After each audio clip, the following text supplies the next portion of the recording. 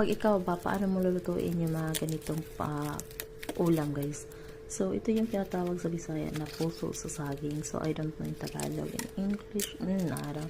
Maybe banana flour, I think. Okay, and then, ayan, binabalatan natin. So, we remove the skin, and then you can remove more skin as you can. No? So, dahil matigas po yan, it's a little bit, you know. So, mahirap po siya talaga pakuluan. Ayaw ning tawag dito. Medyo matigas yan pag hindi mo siya, binabalatan. Tapos, ang ginawa ko dyan is I divided into 4 and then nagpakulo ako ng tubig. Doon nilato ko siya ng mga 10 minutes.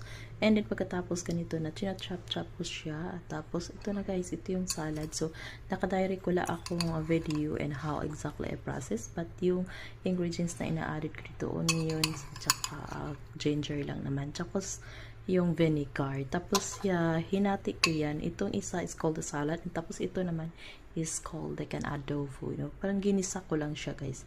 So, ito yung dalawang luto ko talaga. Yan na salad at ito naman yung I don't know. Basta ginisa ko lang siya ng mga meron siyang red pepper, onions, and garlic and rice. So, ayan, nilagyan ko siyang tuyo at saka meron din siyang I don't know, oyster sauce. Tapos ganito lang, ito yung ulam natin tonight.